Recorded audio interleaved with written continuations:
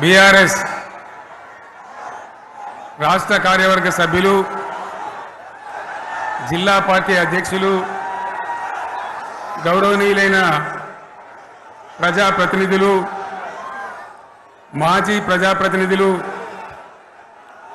లక్షలాదిగా తరలివచ్చిన ప్రియతమ కార్యకర్తలు, సైకిళ్ల మీద, ఎడ్ల బండ్ల మీద పాదయాత్ర పథికులుగా అనేక పద్ధతుల్లో అనేక ప్రాంతాల నుంచి ఈ సభకు విచ్చేసిన ప్రతి ఒక్కరికి పేరు పేరున వందనం, శుభాభివందనం.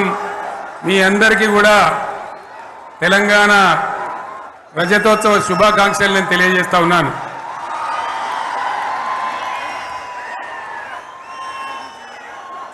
జననీ జన్మభూమిశ్చ స్వర్గాదపి గరీయసి. ఇది శ్రీరామచంద్రుడు లంక మీద యుద్ధం చేసి రావణ సంహారం చేసి అయోధ్యకు తిరిగి రావాలి అనేటువంటి ఆలోచనలో ఉన్నప్పుడు రాముల వారి సోదరుడు లక్ష్మణుడు సహా ఆయన వెంట ఉన్న చాలామంది పెద్దలు లంక చాలా సువర్ణమయంగా ఉంది, అద్భుతంగా ఉంది, మనం ఇంకా అయోధ్యకు ఎందుకు, ఇక్కడి నుంచే పరిపాలన చేద్దామని అంటారు.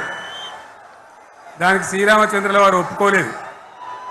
ఆయన చెప్పిన మాట ఏంటంటే, కన్న తల్లిని జన్మభూమిని మించినటువంటి స్వర్గం ఏది కూడా ఉండదు, కాబట్టి మనం అయోధ్యకే తరలిపోవాలని చెప్పి మళ్ళీ అందరిని తీసుకొని అయోధ్యకు రావడం జరిగింది. అదే స్ఫూర్తితోని చాలా గందరగోళ స్థితిలో ఉన్నటువంటి, దిక్కు తోతని స్థితిలో ఉన్నటువంటి, ఆత్మహత్యలకు ఆలవాలమైనటువంటి, వలసలకు నిలయమైనటువంటి ఒక ఘోరమైన ఆపదలో వలసవాదుల విషకవిగిలిలో చిక్కి నలిగిపోతున్న తెలంగాణ రాష్ట్రాన్ని ఎట్టి పరిస్థితుల్లో విముక్తి చేయాలని, స్వరాష్ట్రం సాధించాలని, జననిని జన్మభూమిని మించిన వేరేది లేదని చెప్పి నేను ఒక్కడిగా బయలుదేరి ఆనాడు తెలంగాణ ఉద్యమానికి శ్రీకారం చుట్టడం జరిగింది. 25 ఏళ్ల క్రితం, దయచేసి మీరు గొడవ బంద్ చేయాలి ఏమనుకోవద్దు, సభలో చాలామంది ఉన్నారు, లక్షల మంది ఉన్నారు, మీరు ఆపాలి ప్లీజ్. ఒకటే మాట బంద్ చేయాలి, గొడవ బంద్ చేయాలి, ప్లీజ్ స్టాప్. సో ఆ విధంగా 25 ఏళ్ల నాడు ఎగిరినటువంటి జెండా ఈ గులాబీ జెండా. చాలామంది బంద్ చేయాలి, ఏ బాబు బంద్ చేయాలి బాబు. ఆ రకంగా ఎగిరిన జెండాను ఎందరో అవమానపరిచింది, ఎన్నో మాటలు అన్నారు, ఎగతాళి చేసిండ్రు, అవహేళన చేసిండ్రు, మకలో పుట్టింది ఉబ్బలో పోతుందని చెప్పిండ్రు.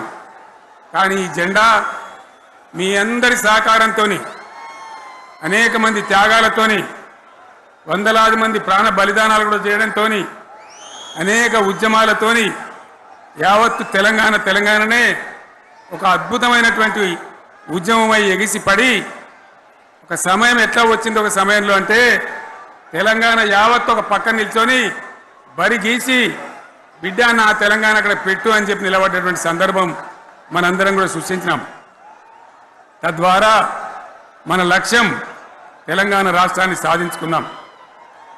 ఆ తదనంతరం ప్రజలు దీవిస్తే 10 సంవత్సరాల పాటు అద్భుతమైనటువంటి దగదగలాడే తెలంగాణ తయారు చేసి అందరూ బిత్తరపోయే విధంగా, ఆశ్చర్యపడే విధంగా బ్రహ్మాండమైన తెలంగాణ నిర్మాణం చేసుకున్నాం. ఆ విధంగా 25 సంవత్సరాల సుదీర్ఘ చరిత్రను ఈరోజు ఈ వరంగల్ గడ్డ మీద మనం జరుపుకుంటా ఉన్నాం. రజతోత్సవ సందర్భంలో జరుపుకుంటా ఉన్నాం. చాలామంది చాలా రకాల ప్రయత్నాలు చేసినారు. ఇక్కడ కూడా ఇప్పుడు కూడా బ్రహ్మాండమైనటువంటి ప్రయత్నాలు చేస్తూ ఉన్నారు. నేను ఒక్కటే మాట చెప్తా ఉన్నా, ఈ గడ్డకు ప్రత్యేకత ఉంది. ఇది రాణి రుద్రమ్మ ఏలిన వీరగడ్డ. సమ్మక్క సారక్కల పోరుగడ్డ, బమ్మెర పోతన కవితా మాధుర్యం పండించినటువంటి జీవగడ్డ ఈ వరంగల్ నేలకు నేను వందనం చేస్తా ఉన్నాను. మన అమరవీరులకు శిరస్సు వంచి నివాళులు అర్పిస్తా ఉన్నాను. 1969లో మూగబోయిన తెలంగాణ నినాదానికి తిరిగి జీవం పోసింది ఈ గులాబీ జెండా అని మీ అందరికీ నేను మనవి చేస్తా ఉన్నాను. ప్రజలు పరిపాలన అప్పగిస్తే విధ్వంసమైన తెలంగాణను వికాసం పథంలో నడిపించింది ఈ తెలంగాణ. దానికి కూడా ఈనాటి కరెక్ట్గా 25 ఏళ్ళు నిండుతా ఉన్నాయి. ఆనాడు కొండా లక్ష్మణ్ బాపూజీ గారు ఆశ్రయం ఇస్తే ఏప్రిల్ 27, 2001న జలదృశ్యంలో టీఆర్ఎస్ ఆవిర్భావం తెలంగాణ చరిత్రనే మలుపు తిప్పిన ఒక మహోజ్వల ఘట్టం. పదవుల కోసమో, కులం కోసమో, మతం కోసమో, వ్యక్తుల కోసమో పుట్టలేదు ఈ గులాబీ జెండా. ఇది తెలంగాణ రాష్ట్ర సాధన కోసం పుట్టింది. పదవీ త్యాగాలతోనే మన తెలంగాణ ప్రస్థానం ప్రారంభమయ్యింది. అది ఫలించి మన సొంత రాష్ట్ర కళ కూడా నెరవేరిందని నేను మనవి చేస్తా ఉన్నా. ఆనాటికి అలుముకున్నటువంటి చీకట్లను పారదోలడానికి, ప్రజల్లో విశ్వాసం కల్పించడానికి, ఆత్మవిశ్వాసాన్ని పెంపొందించడానికి నేను ఒక మాట చెప్పిన ఆ రోజు మీ అందరికీ కూడా గుర్తుండాలి. ఉద్యమం నుంచి వెనక్కి మరలితే, ఉద్యమ జెండాను దించితే నన్ను రాళ్లతో కొట్టి చంపండి అని చెప్పి నేను ఉద్యమాన్ని ప్రారంభించిన విషయం మీ అందరికీ కూడా తెలుసు.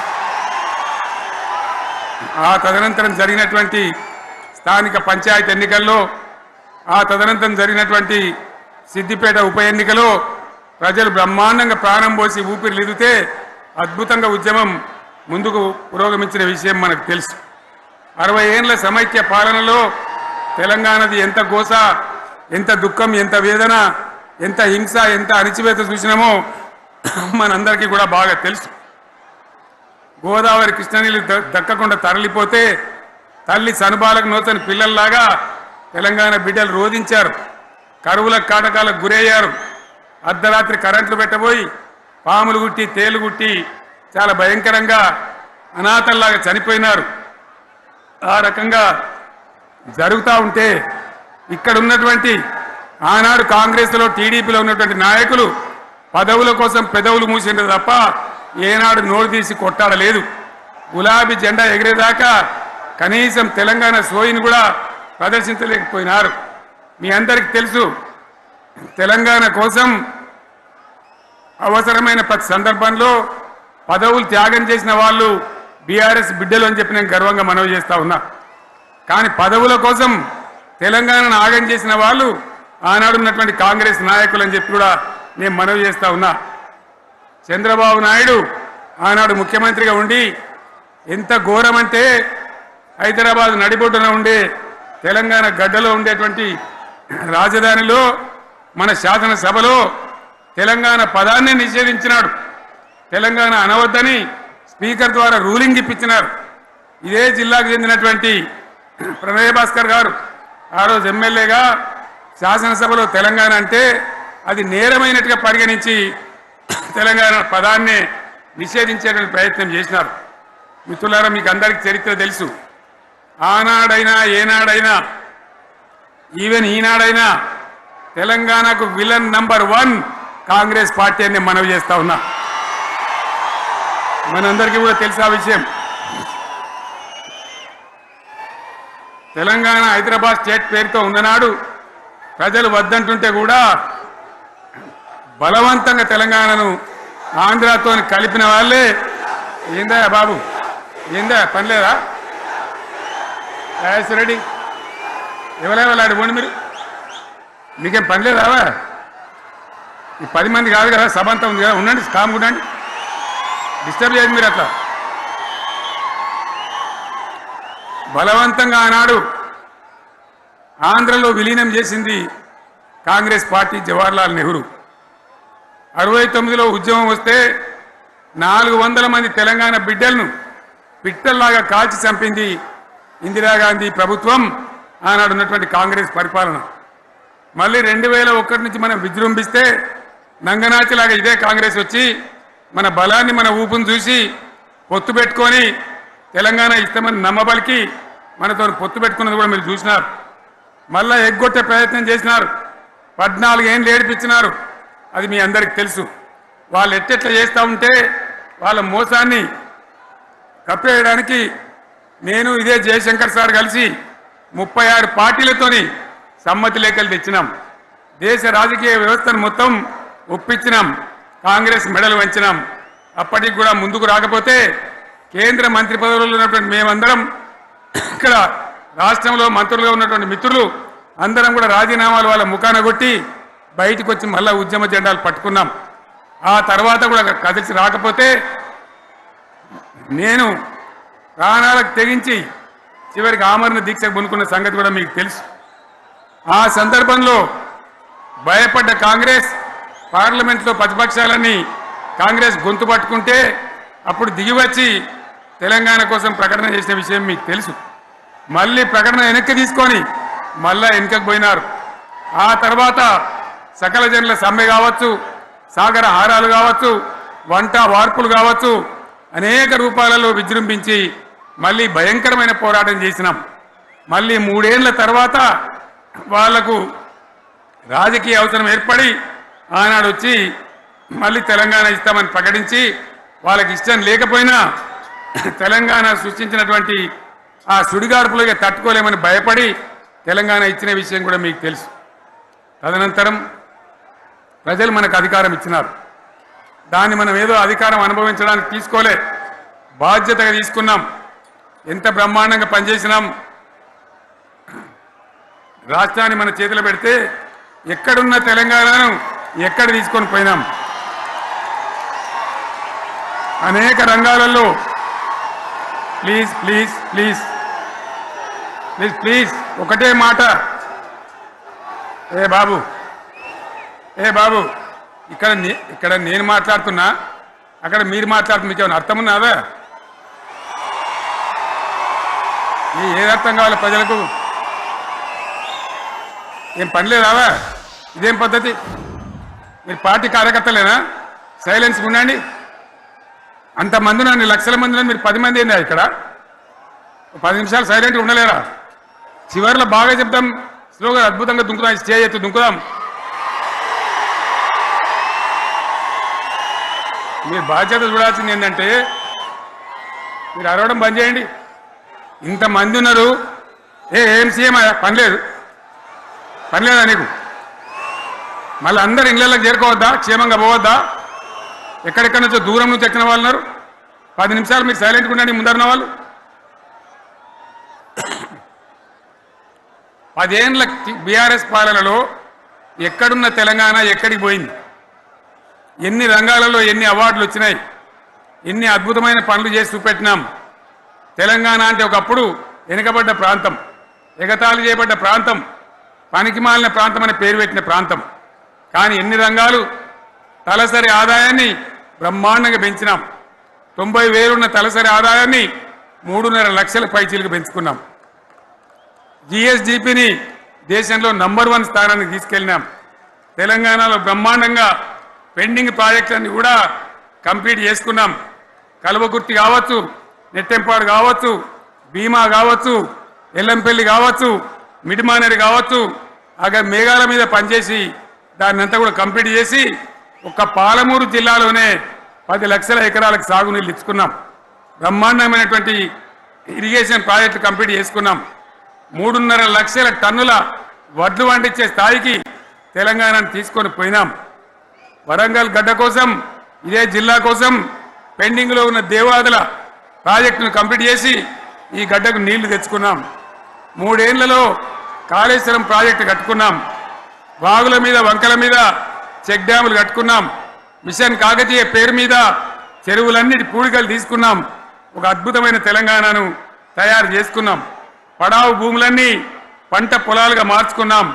ఆనాడు బీఆర్ఎస్ పాలనలో చెరువుల నిండా జలరాశులు, రైతుల కళ్ళాల నిండా ధాన్య రాశులతోని బ్రహ్మాండంగా తెలంగాణ అద్భుతంగా పురోగమించిన విషయం మీకు తెలుసు.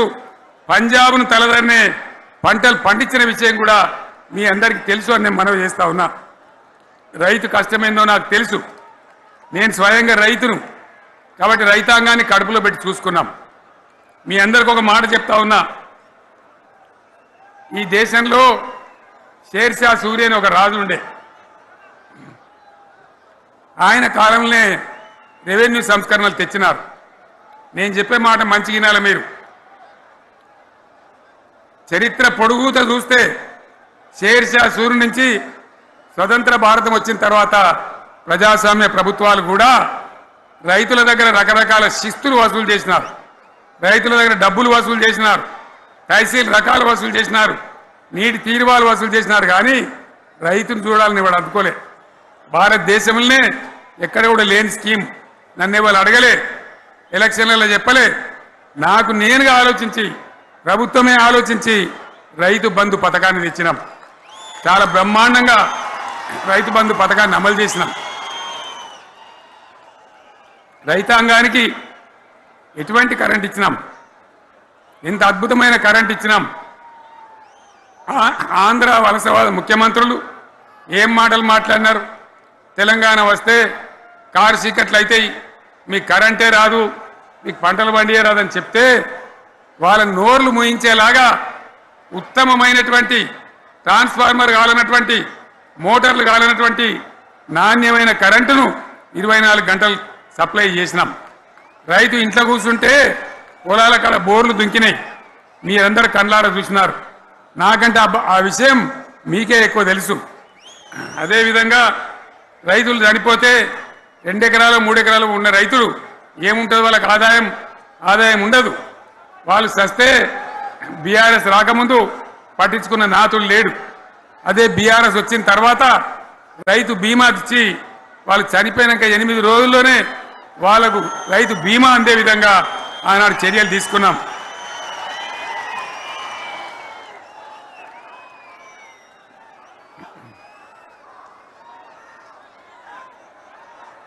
పైసలు ఎంత మంచిగా వచ్చేది, రైతు బంధు డబ్బులు ఏ విధంగా వచ్చేది.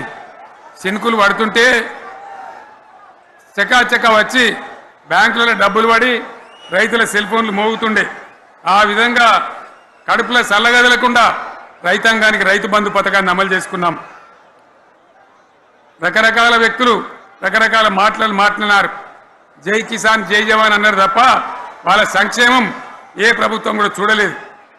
అదేవిధంగా ధాన్యం రైతులు పండిస్తే కొన్ని 100 కోట్ల రూపాయలు ప్రభుత్వానికి నష్టం వచ్చినా ఏ విధంగా ధాన్యం కొన్నామో, ధాన్యం ఎంత బాగా కొన్నామో, వడ్లు కొంటే 3-4 రోజులనే డబ్బులు రైతుల ఖాతాలో ఎట్లా చేసినామో అవన్నీ కూడా యావత్ తెలంగాణ ప్రజలకు మీకు తెలుసు.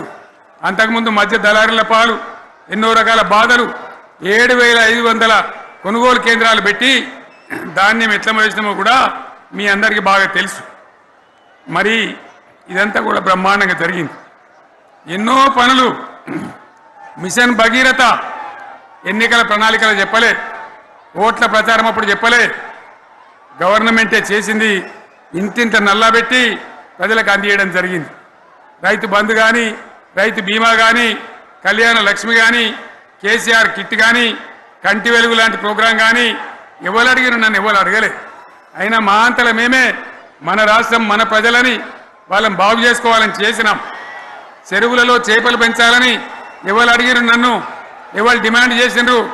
వాళ్ళకి వృత్తి పని దొరకాలని, మత్స్యకారులను ప్రోత్సహించాలని చెరువులలో చేపలు పెంచినాం. లక్షలాది గొర్రెలను పంపిణీ చేయమని ఎవరు ధర్నా చేయలే, ఎవరు అడగలే. కానీ ప్రభుత్వమే తనంతట తానే బ్రహ్మాండంగా వాళ్ళకు చేయడం జరిగింది. ప్రజల అవసరాలు ఎప్పటికప్పుడు తీర్చినాం. అంతవరకే ఆగలే. పారిశ్రామిక రంగం మీద దృష్టి పెట్టినాం, పెట్టుబడులు ఆకర్షించినాం. సుమారు 20 నుంచి 25 లక్షల మంది పిల్లలకు ఉద్యోగాలు ఇప్పించే ప్రయత్నం చేసినాం. 40 కోట్లు మాత్రం ఉన్న ఐటీ ఎగుమతులు 2.5 లక్షల కోట్లకు పెంచగలిగినాం.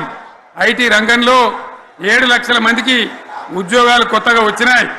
1000కి పైగా గురుకులాలు పెట్టినాం. పేద ఇళ్ళ విద్యార్థులకు ఉత్తమమైనటువంటి చదువును అందించినాం. తెలంగాణలో 3 మెడికల్ కాలేజీలు ఉంటే దాన్ని 33 మెడికల్ కాలేజీలు తీసుకొని పోయినాం. ఈ విధంగా అది ఒకటి మాత్రమే కాదు. బీఆర్ఎస్ టైంలో మత కల్లోలం లేదు, కర్ఫ్యూ లేదు, కల్లోలం లేదు. శాంతి భద్రతలన్నీ కూడా బ్రహ్మాండంగా కాపాడి ప్రతి ఒక్కరిని కూడా కాపాడే బాధ్యత తీసుకొని కడుపులో పెట్టుకొని చూసుకున్నాం.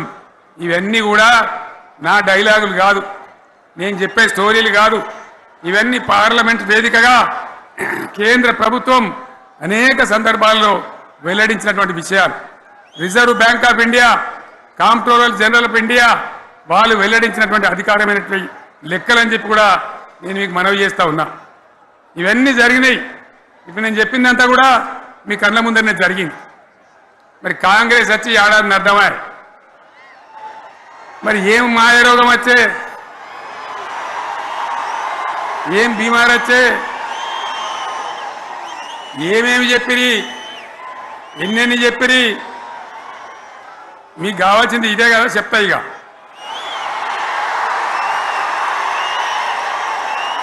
వాళ్ళ కథ చెప్పే ముందు మన కథ కూడా చెప్పాలి కదా. ఏమేం మాటలు మాట్లాడినరు? అరే మళ్ళీ సీఎం పెట్టిరా భయ్, ఎక్కడికెళ్ళి మోపోయినరా మీరు? బుద్ధి లేదా? ఆగు, ఏమైనా లుబాబు ఆగు.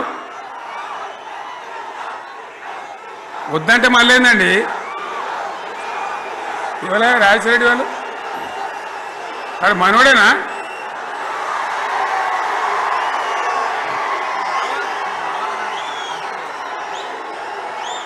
ఎన్నెన్ని మాటలు చెప్పిరి, వరుస బట్టి గోల్మాల్ దింపుట్ల కాంగ్రెస్ను మించిన వాళ్ళు లేడు, అబద్ధాలు చెప్పుట్ల కాంగ్రెస్ను మించిన వాళ్ళు లేడు. ఎన్ని చెప్పిరి? ఇక్కడ ఉన్నోళ్ళు జాలరని ఉన్న గాంధీలు లేని గాంధీలు డూప్లికేట్ గాంధీలు అంతా ఢిల్లీకి వెళ్ళి కూడా దిగిరి, చప్పట్లు కొట్టి డాన్సులు చేసిన స్టేజీల మీద. ఒకటి చెప్పిండ్రా? ఏమిత్తాడా కేసీఆర్? రైతు బంధు 10,000 ఇస్తాడు, మేము 15 ఇస్తాం. చెప్పిండ్రా? చెప్పిండ్రా లేదా? చెప్పిండ్రా? ఈచుడు ఇచ్చుడు కాదు, చెప్పిండ్రా? 10,000కు 15,000 ఇస్తామని అన్నారా? కేసీఆర్ పెన్షన్లు 2,000 ఇస్తాడు, మేము 4,000 ఇస్తాం. చెప్పిండ్రా? ఇంకేం చెప్పిండ్రు? కేసీఆర్ ఇంట్లో ఇద్దరుంటే ఒకరికే ఇస్తాడు, మేము ముసలిది ముసలోనికి ఇద్దరికి ఇస్తాం. చెప్పిండ్రా? చెప్పిండ్రా లేదా? అన్న మీరు మధ్యున్న వాళ్ళు చెప్తలేరు, చెప్పిండ్రా? ఇవన్నీ కాంగ్రెస్ వాళ్ళు చెప్పిండ్రా? చెప్పిన వాళ్ళు ఒకసారి చేయలేవటారు దయచేసి.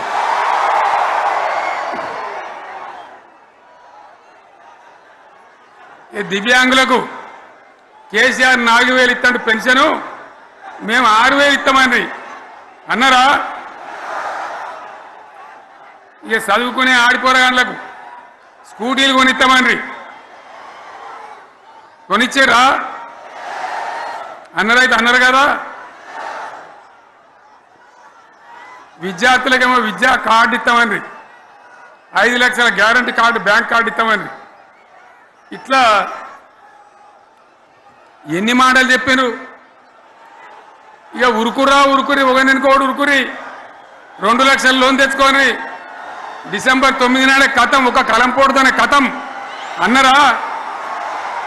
అన్నరా? మరి చేసిండ్రా? చెయ్యలే. ఇక వడ్లు కొంటే ఒక వడ్లు కాదు, ఆనాడు మనమే కొనుగోలు కేంద్రాలు పెట్టి కనీసం మద్దతు ధర వచ్చేటట్టుగా మొలకొచ్చినా తడిసిపోయినా రంగు మారినా రైతులు కాబట్టి మన బిడ్డలు కాబట్టి గవర్నమెంట్కు 500 కోట్లు నష్టం వచ్చినా సరే మొత్తం కొనురా అని చెప్పిన కొనిపించిన. బాధ కాలే. వాళ్ళేం చెప్పిండ్రు? పబ్లిక్ను బోల్తా కొట్టేయడానికి మేము కింటాలకు 500 బోనస్ ఇస్తాం, మక్కలకి ఇస్తాం, వడ్లకి ఇస్తాం, ప్రతి పంటకి ఇస్తాం. చెప్పిండ్రా? ఇటువంటివి చెప్పుడే కాదు, వీటితోని ఇంకొక 420 హామీలు చెప్పిండ్రు. వాళ్ళ నోటికి మొక్కాలే. కళ్యాణ లక్ష్మి కేసీఆర్ 1,00,000 రూపాయలు ఇస్తాడు, మేము వస్తే తులం బంగారం కూడా కల్పిస్తామండి అన్నారా? ఏమన్నా నత్తందా?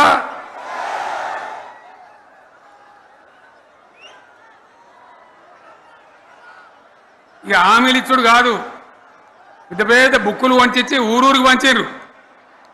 సిగ్గులేక ఊళ్ళ పంట తిరిగి బాండ్ పేపర్లు రాసిచ్చారు. బాండ్ పేపర్లు ఇంటింటికి తిరిగిండ్రు. చెప్పిండ్రా? చాలా మంది అడిగిండ్రు. మరి మీరు అడ్డగోలు చెప్తున్నారు, అడ్డం పొడుగు చెప్తున్నారు, ఎటువంటి అడ్డ చెప్తున్నారు, యాడికెళ్ళి ఇస్తారా భయ అని అడిగిండ్రు. పేపర్ వాళ్ళు అడిగిండ్రు. ఇప్పుడు ఆర్థిక మంత్రి ఉన్నాయన టీవీలలో చెప్పిండు, ఆయన ఇస్తాం చేసి చూపిస్తాం, మాది పేద పార్టీ, 120 ఏళ్ళ అనుభవం ఉన్న పార్టీ, మమ్మల్ని మించిన సిపాయిలు లేరు అని ఒకటి జబ్బలు తరిచే, ఒకటి మెడలు తరిచే డైలాగులు కొట్టి మేము ఇచ్చేస్తామన్నారు. ఇచ్చిండ్రా? ఇయ్యలే. రుణమాఫీ చేయలే. మధ్యలో పార్లమెంట్ ఎలక్షన్ వచ్చినాయి. అప్పుడు నాకు కాలు ఇరిగింది. కుంటుకుంటున్నాం మెంటుకుంటున్నాం, మళ్ళీ నేను బయలుదేరిన. ఆ దెబ్బకి ఏం చేసిండ్రు? తెలంగాణలో ఎన్ని దేవుళ్ళు ఉన్నాయో అన్ని దేవుళ్ళ మీద ఒట్లు పెట్టుకున్నారు. పెట్టిండ్రా? బహిరంగ సభలలో ఆడిడ కూడా కాదు. ఇన్ని మాటలు చెప్పి ప్రజల్ని ఏమార్చింది. ఒక ఉచిత బస్ అని పెడితే అది జుట్లు పట్టుకొని కొట్టుకుంటానికి మనకత్తాను తప్ప ఏమనికి ఉపయోగపడ్డది లేదు. ఆ మహిళలే అంటారు మాకు ఎందుక ఉచిత బస్ దరిద్రం, మాకు అవసరమే లేదు అంటారు. అటువంటి ఒక పథకం పెట్టి ఇక ఇప్పుడు మళ్ళీ పెద్ద నోరు పెట్టుకొని వాళ్ళే మాట్లాడతారు. అంటే అంటే మాట్లాడతారు, అబద్ధాలు చెప్తారు. మాట్లాడితే బీఆర్ఎస్ వాళ్ళ మీద నింద, మాట్లాడితే కేసీఆర్ మీద నింద. ఇది ఒక అలవాటు చేసుకొని ఎవరికి నోరుంటే వాంతే లెక్క అనే పద్ధతిలో అడ్డమైన మాటలు మాట్లాడుతూ చాలా ఘోరంగా మోసం చేస్తూ ఉన్నారు. ఎట్లున్నదంటే కాంగ్రెస్ వాళ్ళు చెప్పింది చాలా సిపాయిలం, మా అంత సిపాయి లేడంటే జనం నమ్మితిమి, ఆశపడ్డాం కదా, నమ్మి బోల్తా పడ్డాం కదా, గల్లంత అయినాం కదా. ఒక ఊళ్ళే మొలక నాట్లేసే టైం వస్తే అలుకుడు చేస్తాను, బట్టలు అలుకుతాను. మొలకకు అలుకుడు చేస్తాం కదా, తుకాలు పోయేమా పెద్ద మొగోడని ఒకరిని పిలిచిరట. మొగోడని మొలకలుస్తానికి పిలిస్తే ఎలక పిల్లని చూసి ఎల్లంకర పడ్డాడు.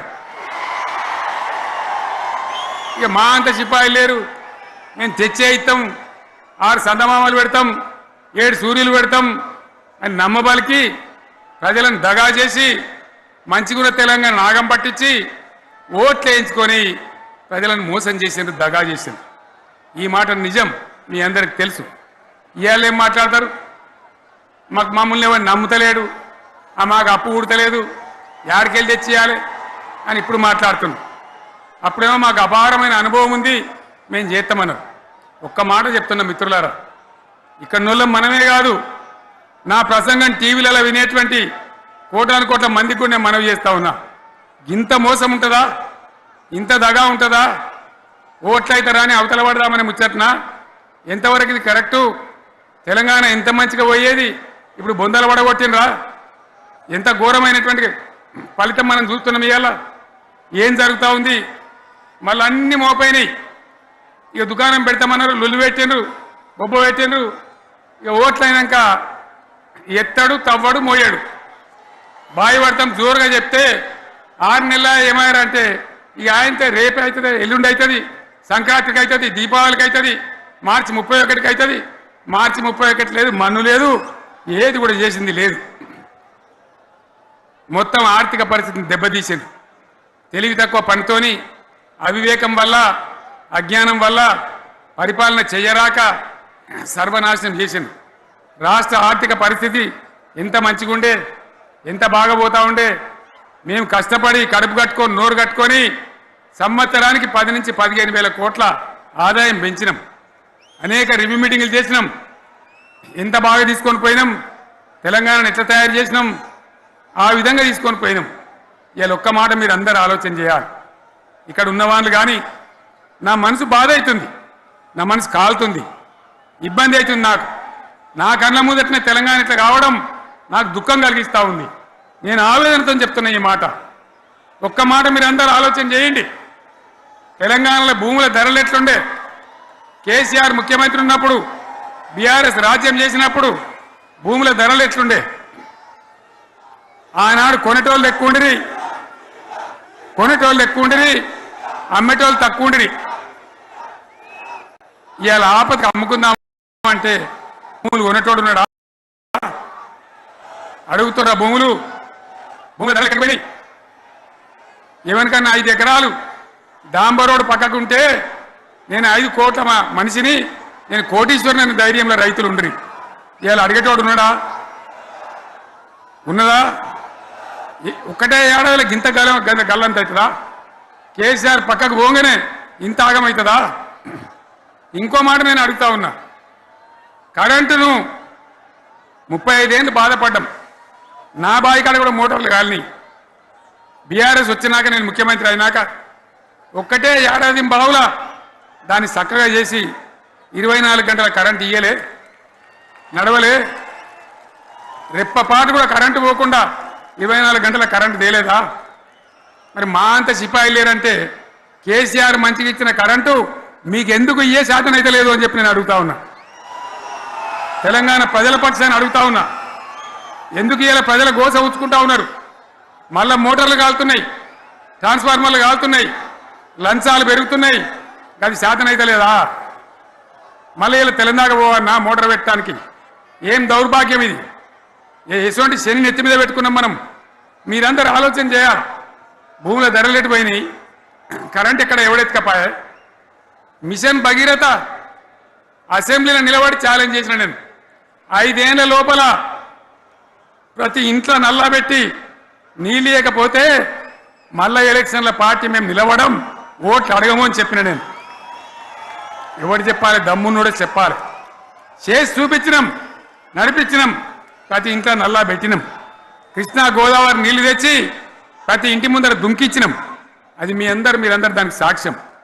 ఇలాగా మంచినీళ్ళు కట్నే ఇల్లు పెట్టినపోయి ఉన్న పథకం కేసీఆర్ ఆయమల్ని అయిపోయింది. ఇంకా మంచినీళ్ళు కూడా ఇయ్యే శాతం అయితే లేదా? మేము ఇంత సిపాయిలం అంత సిపాయిలం అని ఎగిరెగిరి దుంకితే మాట్లాడితే మంచినీళ్ళు ఇచ్చే కూడా శాతం అయితే లేదా? మంచినీళ్ళు పోతాయి, కరెంటు పోతుంది, వడ్లు కొనే దిక్కు లేదు. వడ్లు కొంటాను రా, కళ్ళాల కాడ 15 రోజులు వడ్లు కొనే దిక్కు లేదు, అడిగే దిక్కు లేదు. సర్కారు కొనకపోతే దిక్కుమాలని దేవుడా అని ప్రైవేట్ మిల్లర్లకు అమ్ముకుంటున్నాం. మళ్ళీ అక్కడ దళారీలు, అక్కడ దోపిడీ, మళ్ళీ రైతాంగం దోపిడీకి గురవుతున్నది. మళ్ళీ 2014 కంటే ముందటి పరిస్థితులు వస్తూ ఉన్నాయి. ఆ విధంగా ఎందుకు జరుగుతూ ఉంది? ఇది ఎవరి అసమర్థత? కాంగ్రెస్ ప్రభుత్వం యొక్క అసమర్థత కాదా? ఈ కాంగ్రెస్ కాటేయడం కాదా? నేను ఒక్కటే మాట మిమ్మల్ని కోరుతా ఉన్నా, ప్రజలకు నేను అడుగుతా ఉన్నా. పేదలు గుడిసెలు వేసుకుంటారు, ప్రభుత్వ జాగాలలో పాపం తెలిసి తెలియక కొన్ని వేసుకుంటారు. బీఆర్ఎస్ గవర్నమెంట్లో హైదరాబాద్తో సహా, వరంగల్తో సహా అనేక పట్టణాలలో, అనేక ప్రాంతాలలో రాష్ట్ర వ్యాప్తంగా లక్షలాది మందికి మేము పట్టాలు ఇచ్చినాం. బుల్డోజర్లు పెట్టి, జేసీబీలు పెట్టి మేము చెరువులలో పూడికెళ్ళి తీస్తే వీళ్ళేమో హైడ్రా అని మన బొందా అని పెట్టి పేదల ఇండ్లు కూడా కొడతా ఉన్నారు. ఆనాడు చెరువు పూడికెళ్ళి తీసిన బుల్డోజర్లు ఇలా పేదల ఇండ్లు కూడా కొడతా ఉన్నాయి. ఇవన్నీ మనం చూస్తూ ఉన్నాం. చూసి మౌనంగా ఉందామా, కొట్లాడదామా, ఏం చేద్దాం అనేది మనం ఆలోచించే సమయం వచ్చింది. దేశాన్ని నంబర్ 1 స్థాయిలో నిలబెడితే ఇవాళ 14వ స్థాయికి 15వ స్థాయికి తీసుకొని పోయినారు. నా కళ్ళ ముందన్న గిట్ల జరుగుతుంది, ఇంత మాయల్యమే అవుతుంది, ఇంత మోసం చేస్తారని నేను కూడా అనుకోలే. ఇలా చాలా బాధ కలుగుతూ ఉంది, చాలా దుఃఖం కలుగుతూ ఉంది. ఇంకా ముందరికి పోవాల్సిన తెలంగాణ ఇలా వెనుకగా అయిపోతున్నా ఉన్నది. మళ్ళా ఎవరు దీనికి కారణం? ఈ దుర్మార్గులు కాదా? నిలబెట్టి ఖచ్చితంగా అడగాల్సిన అవసరం ప్రజలకు లేదా? అడగాలి. ఎందుకోసం? టైం ఇవ్వాలని మేము కూడా టైం ఇచ్చినాం. ఏమంటారు? మీకేసినట్టు మాకేసిన ఓట్లు, మాకు ఏడాదైనా టైం ఇయ్యరా? ఏడాది అర్థమైన టైం ఇయ్యరా? మీకు కన్నేరురా అని అంటారు. కాబట్టి నేను నోరు తెరవలే, బయటికి రాలే. కృష్ణా జలాల మీద గడబడి జరిగితే ఒక్కసారి అక్కడ నాయకులు తీరకపోతే నల్లగొండలో పోయి ఒక గర్జన చేసి వచ్చినా కానీ నేను ఎక్కడ బయటికి రాలే, మాట్లాడలే. కానీ ఏడాది అర్థం అయిపోయింది, ఇంకేం పాడైంది? పువ్వు పుట్టంగానే పరిమళిస్తుంది అన్నట్టు ప్రభుత్వం కథ తెలియదా? ఇంకేమున్నా వీళ్ళకి టైం ఎక్కడిది? వీళ్ళు ఏం చేస్తారు? చివరి 6 నెలలు అయితే ఎలక్షన్ అయినా వీనికి ఉన్న టైం 2.5 ఏళ్ళు. ఈ 2.5 ఏళ్ళలో వీళ్ళు చేస్తారు, మనం బతికి ముందల పడతామా? అందుకోసం ప్రజానీకం, మేధావులు, తెలంగాణ ప్రజలు దయచేసి అందరూ ఆలోచన చేయాలి. ప్రతి వాళ్ళు కూడా ఆలోచన చేసి దీనికి పరిష్కారం ఏందో కనుక్కోవాలి, మేధావితో పనిచేయాలి. ఆవేశంతో కాదు, ఆవేశంతో మనం నినాదాలు ఇస్తే కాదు, ముళ్ళును ముళ్ళుతోనే తీయాల.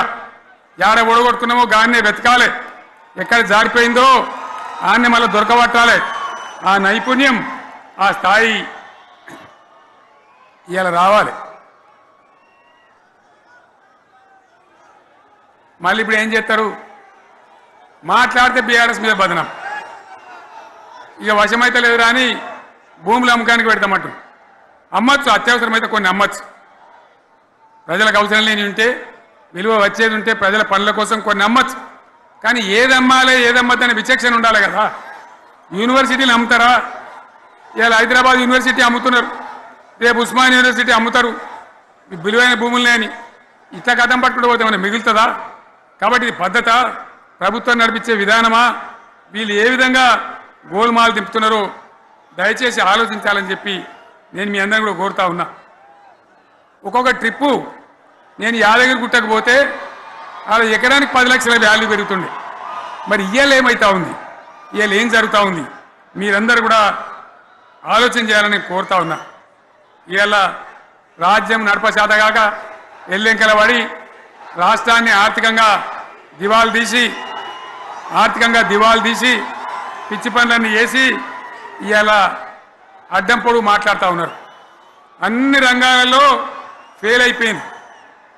ఏ ఒక్క ఈ హుస్నాబాద్లో ఇప్పుడు నేను రాగా చూసుకుంటూ వచ్చిన, ఆనాడు కష్టపడి ఈ హరీష్ రావు ఇరిగేషన్ మంత్రిగా ఉన్నప్పుడు ఇలా గౌరెల్లి ప్రాజెక్టు కట్టినాం. 90% పూర్తయింది. గౌరెల్లి ఇరిగేషన్ ప్రాజెక్టు ప్రజలకు సంజాయించి భూములు తీసుకొని ఆనాడు తిరిగి 90% పూర్తి చేసినాం. ఏడాది అర్థమైతే తట్టెడు మన్ను తీస్తాను రా. పాలమూరు పథకం 80% కంప్లీట్ అయింది. ఎందుకు దాన్ని పెండింగ్లో పెడుతున్నారు? ఎందుకు దాన్ని పూర్తి చేస్తలేరు? ఈ విధంగా చిన్న మాట, చాలా చిన్న మాట. కేసీఆర్ కిట్టు పెట్టినాం, లక్షాధికారుల కోసం పెట్టినాం, కోటీశ్వర్ల కోసం పెట్టినాం. ఎవరి కోసం పెట్టినాం కేసీఆర్ కిట్టు? పేద ప్రజల కోసం, గ్రామీణ ప్రాంతాల్లో ఉండేటువంటి పేద ప్రజల కోసం పెట్టినాం. ఆడపిల్లగానే 13,000 ఇచ్చినాం, మగపిల్లగానికైతే 12,000 రూపాయలు ఇచ్చినాం. ఆ వాహనాలు పెట్టి, అమ్మఒడి వాహనాలు పెట్టి వాళ్ళని తీసుకెళ్ళి ప్రసవాలు చేయించి వాళ్ళకి మందులు ఇచ్చి ఫ్రీగా ఉచితంగా చేసి బ్రహ్మాండంగా ప్రసవం చేయించి మళ్ళీ ఇంటికాడ దించినాం. గది బంద్ చేస్తారా ఎవరన్నా? ఎందుకు బంద్ చేయాలి? ముఖ్యమంత్రులుగా పనిచేసే వాళ్ళకు గాంభీర్యం ఉండాలి, ధైర్యం ఉండాలి. రాజశేఖర్ రెడ్డి అనే ముఖ్యమంత్రి ఉండే, నేను చెప్తా ఉన్నా మీ ముందు ఇవాళ, ఆయన ఆరోగ్యశ్రీ అని ఒక పథకం తెచ్చిండు.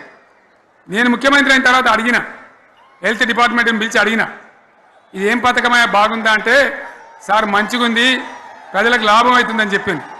నేను చెప్పిన ఆ పథకాన్ని అట్లే పెట్టండి, ఆ పథకాన్ని మార్చకండి, ఆ పథకం అట్లే ఉండాలని చెప్పిన. అక్కడ చెప్పడం కాదు, నేను అసెంబ్లీలో చెప్పిన, ఇది మా స్కీమ్ కాదు, కాంగ్రెస్ గవర్నమెంట్ ప్రారంభించింది, దాని పేరు కూడా మేము మారుస్తలేం, కానీ కొనసాగించాలని చెప్పినాం, కొనసాగించినాం. అది మీ అందరికి తెలుసు. ఇలా వీళ్ళు కేసీఆర్ ఆనవాళ్ళు లేకుండా కేసీఆర్ ముచ్చట లేకుండా చేస్తారా? ఇవాళ మనం కూడా సభ పెట్టుకుంటే ఎన్ని అడ్డంకులు దానికి. ప్రైవేట్ స్కూళ్ళు బస్సులు ఇస్తే వాళ్ళకు నోటీసులు ఇవ్వడం, అడుగడుగున ఆర్టీఏ అధికారులను పెట్టి పోలీసులను పెట్టి ట్రాఫిక్ జామ్ చేయడం. ఇప్పుడు కూడా సభకు రావాల్సిన వాళ్ళు 1,50,000 మంది బయటనే ఆగిపోయింది. ఇటు హనుమకొండ దిక్కు, అటు హుజరాబాద్ దిక్కు, ఇటు సిద్దిపేట దిక్కు 3 రోడ్ల మీద కూడా జాములున్నాయి. నేను అడిగిన నాయకులు ఏంటి అంటే, ఇబ్బంది అవుతుంది సార్, రానిత్తలేరు, మధ్యలో ఇబ్బందులు కలిగిస్తున్నారు, కొన్ని లారీలు తెచ్చి అడ్డం పెట్టాను పనికిమాలని అని చెప్పి జామ్ అయిపోయి అక్కడనే ఆగిపోయింది. నేను అన్న ఇంకో అర్ధగంట ఆగి మాట్లాడదామంటే మా వాళ్ళంతా ఉండి, లేదు మనోళ్ళు దూరం పోవాలి, ఇక రానోళ్ళు ఎట్లా అందరూ మనం మాట్లాడి సభ ముగించాలని చెప్తే నేను వేదిక మీదకి వచ్చిన. ఇన్ని అడ్డంకులు, ఇంత కడుపు ఆపుతారా? బీఆర్ఎస్ సభలను ఆపుతారా? ఈ ప్రపంచనాన్ని ఎవడాపుతాడు? ఆగబడితే ఆగుతుందా? నేను ఒక్క మాట పోలీసు మిత్రులకు మనవి చేస్తా ఉన్నా. ప్రజాస్వామ్యంలో ప్రజలకు అడిగే హక్కు ఉంటుంది. తప్పకుండా అడుగుతారు ప్రజలు. ఈ అడిగే హక్కును సోషల్ మీడియాలో బీఆర్ఎస్కు సోషల్ మీడియా వారియర్స్ ఉన్నారు. వాళ్ళు బ్రహ్మాండంగా పనిచేస్తున్నారు. ఖచ్చితంగా అడుగుతున్నారు ప్రజల తరఫున. ఇంత అన్యాయం జరుగుతుంటే చూడలేక సోషల్ మీడియాలో పనిచేసే తెలంగాణ బిడ్డలు ఇది ఏమన్యాయమే ఎట్లా అని చెప్పి ప్రభుత్వాన్ని ప్రశ్నిస్తూ ఉన్నారు. ప్రజలకు మద్దతుగా నిలబడతా ఉన్నారు. వాళ్ళ మీద కేసులు, వాళ్ళని పట్టుకపోవడు. పోలీస్ సోదరులను నేను అడుగుతా ఉన్నా, మీరెందుకు దునుకులాడుతుండ్రే? మీకేమక్కడ వచ్చింది? మీకొక్కటి చెప్తున్నా నేను, గ్యారంటీగా పోలీసు మిత్రులారా, ఇవాళ పోయి రాత్రి మీ డైరీలలో రాసుకోండి. మీ డైరీలలో రాసి పెట్టుకోండి. 100కు 100% ఇలా తెలంగాణ చెలరేగిన పరిస్థితికి మళ్ళా వచ్చేది బీఆర్ఎస్ గవర్నమెంటే. అది ఎవరు కూడా ఆపలేడు. అది ఎవరి తరం కాదు, ఎవరి వశం కాదు. మీకు తెలియదా? మీరు పోలీసు ఉద్యోగాలు చేస్తున్నారు, మీరు చదువుకోలేదా? మీకు కూడా విజ్ఞానం ఉంది కదా? వీళ్ళు దొంగ వాగ్దానాలు చేయలేదా? ప్రజలను మోసం చేయలేదా? ప్రజాస్వామ్యంలో ప్రజలకు అడిగే హక్కు లేదా? మీరెందుకు కేసులు పెడుతున్నారు? నాకు అర్థం కాదు. మీరెందుకు దునుకులాడుతున్నారు? మీరెందుకు బలైతారు? రేపు మీకు రాజకీయాలు ఎందుకు? మీ డ్యూటీ మీరు చేయండి. మేము బీఆర్ఎస్ ఎప్పుడు శాసనాన్ని ఉల్లంఘించం, చట్టాలను ఉల్లంఘించం. అయినా నేను ఒక్క మాట మళ్ళీ చెప్తా ఉన్నా, మీకు ఆల్రెడీ చెప్తా ఉన్నారు పార్టీ నుంచి, ఎక్కడ ఎవరిని మీ మీద అన్యాయం కేసులు పెట్టినా మన టీఆర్ఎస్ లీగల్ సెల్ వీరులు ఉన్నారు. మీరు భయపడే అవసరం లేదు. న్యాయస్థానాలని అక్కడ పోరాటం చేద్దాం. మీకు అండగా కేసీఆర్ ఉంటాడు, బీఆర్ఎస్ ఉంటుంది, అందరం ఉంటాం. ఇక ఈడికెళ్ళి నేను కూడా ఊకోను. నేను బయలుదేరుతా. యాన్ దాకైనా మంచిదే. ఎవరెవరి సంగతి ఏందో, ఎవరైనా లెక్క ఏందో అన్ని కూడా లెక్కలు తీద్దామని మనవి చేస్తా ఉన్నా. ఈ రకంగా మనం ముందుకు పోవాలి. ఒక్క మాటలను ఉన్నదా? ఇవాళ ఈ ప్రభుత్వం, ఈ కాంగ్రెస్ నయవంచక ప్రభుత్వం సంక్షేమంలో ఫెయిల్, మంచినీళ్ళలో ఫెయిల్, పొలాలకు నీళ్ళు ఇవ్వడంలో, సాగు నీళ్లలో ఫెయిల్, కరెంటు సరఫరాలో ఫెయిల్, రైతు బంధులో ఫెయిల్, విత్తనాలు ఎరువులు సరఫరాలో ఫెయిల్. ఫెయిలేనా? ధాన్యం కొనుగోళ్లలో ఫెయిల్, పల్లెలు పట్టణాల అభివృద్ధిలో ఫెయిల్, భూముల ధరలు పెంచడంలో ఫెయిల్. మరి దేంట్లో పాస్ అయిండు? ఎటుపడితే అటు ఒర్రుడు, దేవుళ్ళ మీద ఒట్లు పెట్టుడు, అబద్ధ వాగ్దానాలు చేసుడు.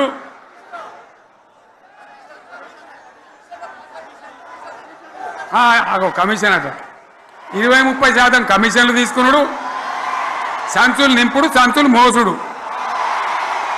అంతేనా? కరెక్టేనా ఈ మాట? అన్నా కరెక్టేనా? నేను చెప్పి అన్ని ఫెయిల్ అయిందా ఈ ప్రభుత్వం? నిజమైతే ఒకసారి చేతులు లేవటరు దయచేసి. స్టేజ్ మీద లేవటరా? ఫెయిలేనా? ఈ మాట 20% 30% కమిషన్లని నేను అంటలేను. ఎవరన్నారు? స్వయంగా ఆర్థిక మంత్రి ఛాంబర్కు పోయి 200 మంది కాంట్రాక్టర్లు వాళ్ళు లొల్లిపెట్టి మమ్మల్ని 20-30% కమిషన్ అడుగుతుండ్రు, ఇది ఏమన్యాయం అని చెప్పి సెక్రటేరియట్లో చెప్పిన మాట నేను చెప్తా ఉన్నా. ఈ విధంగా మాజీ సర్పంచులు పాపం వాళ్ళు పనిచేసిన మా బిల్లులు ఇవ్వమనంటే వాళ్ళ గోస ఉంచుకుంటా ఉన్నారు. వాళ్ళేం పాపం చేసిండ్రు? ఈ విధంగా ఘోరం. ఇంకా ఈ అందానికి ఏం మాట్లాడతారు? కేసీఆర్ నువ్వు రా అసెంబ్లీకి. నీ కాయగూరు ముచ్చట్లు తింటానికా? పిల్లలు అడిగితేనే మీరు జవాబు చెప్తలేరు. ఉన్నట్టు నిలబెడితే ఆ ఆర్థిక మంత్రి అసెంబ్లీలో లేచి 20% కమిషన్ తీసుకుంటాను కేటీఆర్ మాట్లాడితే ఆయన లేచి భుజాలు తడుముకుంటాడు. నీకెందుకు బాధ? నువ్వు తీసుకుంటేనే నీకు బాధ ఉండాలి కదా. లేచి పేదలు ఒలి పెడతా ఉన్నాడు ఆయన అసెంబ్లీలో.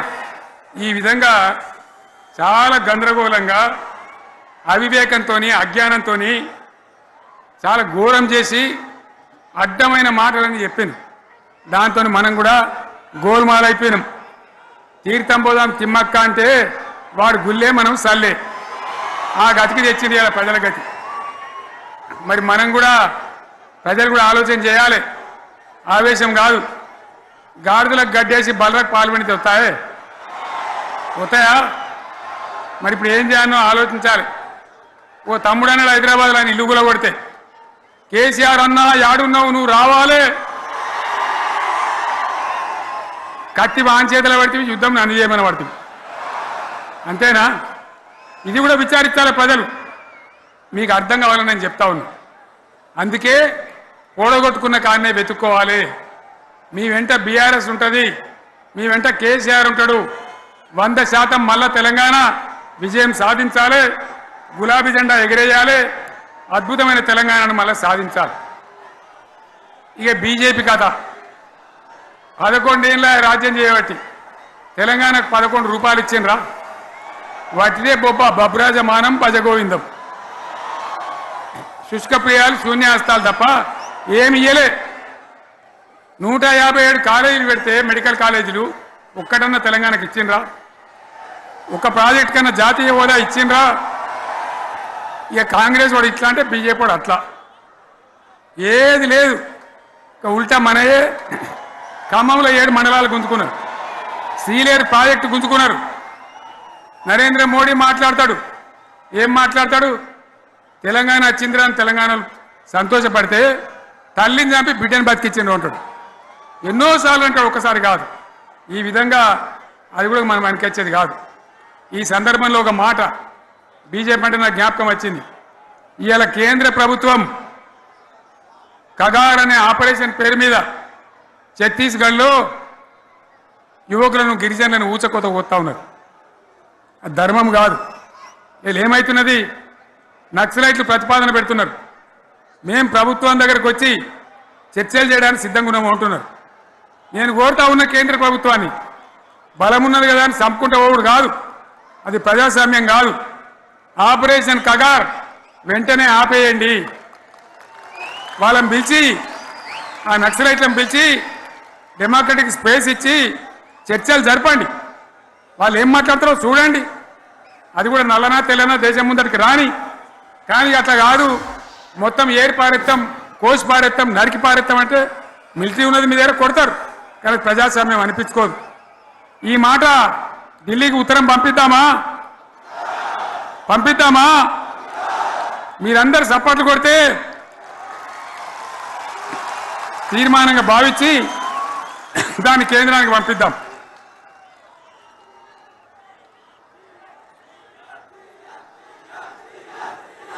ఇక్కడ 30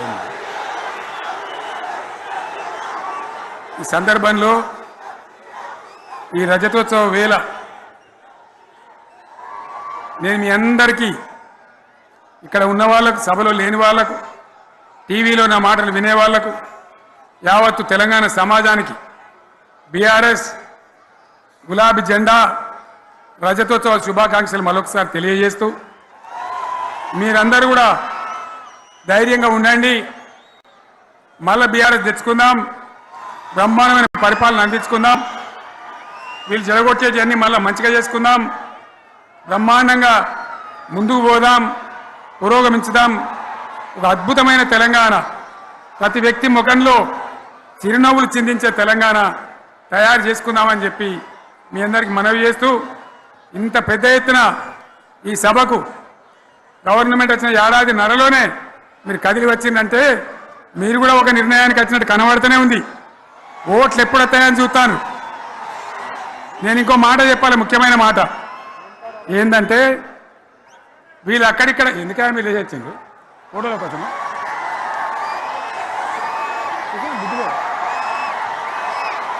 ఒక మాట చెప్పాలి. ఏంటి? ప్రభాకర్ రెడ్డి అని మా ఎమ్మెల్యే ఉన్నాడు, దుబ్బాక ఎమ్మెల్యే. ఆయనతో ఎవరో హైదరాబాద్లో మాట్లాడితే, అన్న ఇంకా 3 ఏళ్ళు భరించాను ఈ గవర్నమెంటు అని మాట్లాడింది. ఆయన మాట చెప్పింది విలేకరులు. అలా చూసారా మా గవర్నమెంట్ పడగొడతారట. మేమెందుకు పడగొడతాం రా భయ్? మాకేమైనా కాల్చేరు గులగులో పెట్టినాయా? మేము ఆ కిరికిరి పని చెయ్యం. బిడ్డ మీరే ఉండాలి, ఓట్లు తీసుకున్నారు, చక్కగా పని చేయకపోతే మీ ఈపులు ప్రజలే సాఫ్ చేస్తారు. అంతే కదా, మేము పడగొట్టాం, మీ గవర్నమెంట్ పడగొట్టాం. ఎందుకంటే మీ సంగతి ఏందో మా సంగతి ఏందో ప్రజలకు పూర్తిగా అర్థం కావాలి. గులాబీ సైనికులకు నాది ఒక్కటే మాట, మనం ఏనాడు మనం పుట్టిందే పదవులు త్యాగం చేసి, పుట్టిందే రాష్ట్ర సాధన కోసం, స్వార్థం కోసం మనం పనిచేయలే. మీ అందరి నాయకులను కార్యకర్తలను నేను కోరేది ఒకటే, తెలంగాణ సమాజం అద్భుతంగా పురోగమించేదాకా మనం పనిచేస్తూనే ఉండాలి. గవర్నమెంట్లో ఉన్నా ప్రతిపక్షంలో ఉన్నా ప్రజల పక్షాన ఉండాలి, ప్రజలకు అండగా ఉండాలి, ప్రజల సమస్యల మీద పోరాటం చేయాలి, వాళ్ళకు అండదండలుగా ఉంటూ పురోగమించాలి. అదే మన కర్తవ్యం. అందులోనే మనకు అన్ని పదవులు వస్తాయి, అది పెద్ద ఇష్యూ కాదు. ఎన్ని వేల మంది మనోళ్ళు ఎంత బ్రహ్మాండంగా ముందుకొచ్చారు. కాబట్టి మీరందరూ కూడా ఆ విధంగా రావాలి. లాస్ట్ మాట, ఈ సభ నిర్వహించినటువంటి మిత్రులు పోచంపల్లి శ్రీనివాసరెడ్డి గారికి, వినయ్ భాస్కర్ గారికి, పెద్ది సుదర్శన్ రెడ్డి గారికి, రవీంద్రరావు ఎమ్మెల్సీ గారికి, వారికి నేను ధన్యవాదాలు చెప్తా ఉన్నా. ఇక్కడ భూములు ఇచ్చి బ్రహ్మాండంగా ఆదరించిన ఈ ఎల్కతుర్తి చుట్టుపక్కల గ్రామాల ప్రజలకు కూడా, రైతులకు కూడా నేను ధన్యవాదాలు తెలియజేస్తా ఉన్నా. ఈ రజతోత్సవ శుభాకాంక్షలు మీ అందరికీ మరొకసారి తెలియజేస్తూ నేను మీరు సెలవు తీసుకుంటా ఉన్నా. జై తెలంగాణ, జై తెలంగాణ, జై తెలంగాణ. ధన్యవాదాలు. ఇక ఇప్పుడు లొలిపెట్టరా పై, బాగా లొలిపెట్టారు.